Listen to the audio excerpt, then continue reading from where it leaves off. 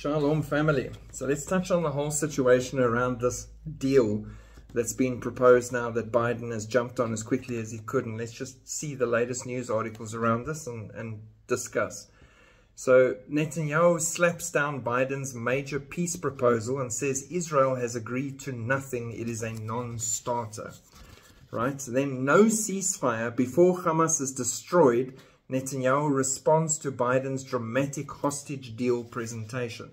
The rest of the world all reacting and responding that this is going to be a great thing. Obama reacts to Biden's announcement of the hostage deal. Former US President Barack Obama responded to President Joe Biden's announcement of the proposed hostage release deal on Friday in a statement on X, calling the deal a clear, realistic and just plan. The former US president stated that this plan would ensure Israel's security, return hostages taken on October 7, increase aid into Gaza, and relieve the suffering of Palestinian civilians. He added this deal would be a step in engaging Israelis, Palestinians, Arab countries, and the broader international community in the process of rebuilding Gaza. That already tells you this was Obama's plan through Biden. Oh, Biden administration, we say, for a reason. And no, everything he says is twisted and ridiculous. What about the Israeli civilians that have never been able to go home again from the northern territories and from the territories next to Gaza for fear of another attack? In the northern territories, they can't go because rockets are raining down all the time. What about the Jews in Judea and Samaria being attacked constantly and regularly? No one talks about those civilians or justice for them or safety and security for them. No. But the world together, as the Bible foretold, all have come against Israel and all seek to divide his land, and Jerusalem has become a cup of trembling to the nations. Let's continue. Netanyahu coalition allies threaten to quit if he accepts Biden's truce. Two of Benjamin Netanyahu's hard-right coalition allies have threatened to quit the government on Saturday night if he pursues the truce deal outlined by Joe Biden. Itamar Ben-Gvir, obviously, Israel's national security minister, said his party would dissolve the government if the deal went through, describing the proposal as a victory for terrorism and a security risk to the state of Israel. Agreed. Agreeing to such a deal is not total victory, but total defeat, he said. Bezalel Smotrich, the finance minister, said he would not be part of a government that will agree to the proposed outline. We demand the continuation of the war until Hamas is destroyed and all hostages returned, Smotrich said, adding he opposes the return of displaced Gazans to the territories north, one of the stages of the plan announced by Biden, as well as the wholesale release of terrorists. Agreed. Without the support of Mr. Ben-Gvir and Mr. Smotrich's parties, Mr. Netanyahu's coalition would lose its majority in parliament immediately.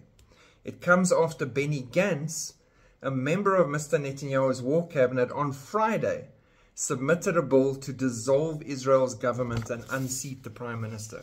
Now, that is an interesting little reveal that slipped right under the radar of national news all over the world.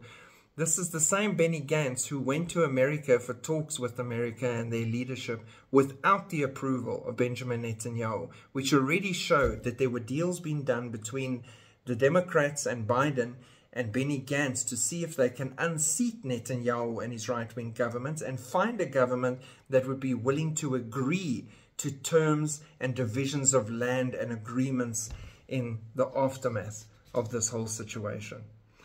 Israeli war cabinet member in move to dissolve Netanyahu's government.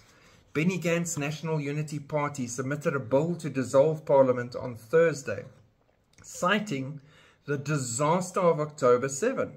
He added the need to restore the people's trust and to establish a broad, stable unity government that can safely lead in the face of the tremendous challenges in security, economy, and Israeli society. After the Hamas invasion, which claimed the lives of 1,200 in a single day, the bill was submitted by Israel's other opposition parties, meaning it would be brought to a vote immediately. The application came days after Gantz said he would not support Netanyahu continuing the war in Gaza without a post-war plan. There have been weekly mass protests across Israel calling for the resignation of the country's longest-serving Prime Minister.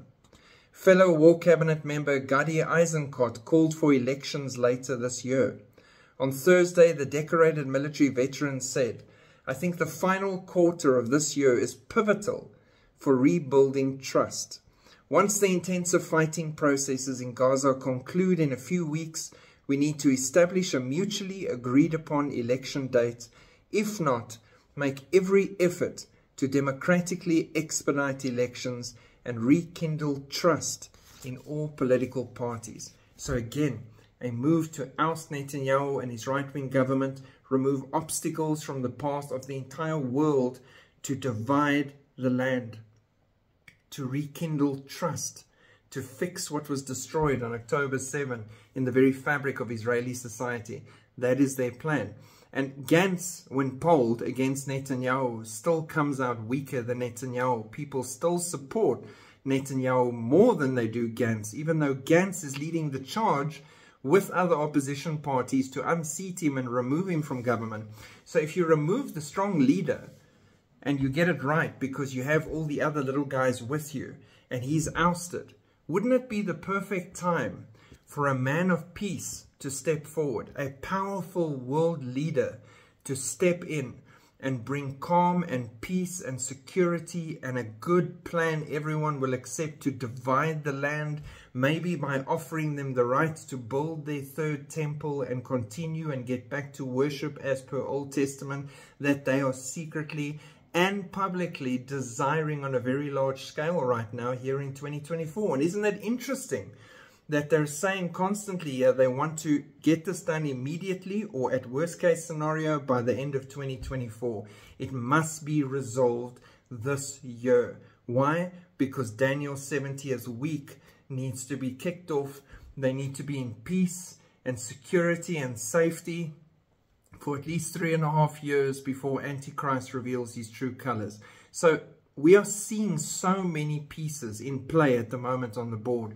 So many actions happening politically that all point to biblical prophecy. And there is so much we are not seeing. There is so much that they are floating under the radar. There are so many meetings taking place, coalitions forming, groups coming together, blocks strengthening their power. All these plans are happening around us all the time. And all these things tell you how late the hour is and how little time is left. So while you are still here, pray for Israel. Pray for the Jews' eyes to go open to their Messiah, Yeshua HaMashiach.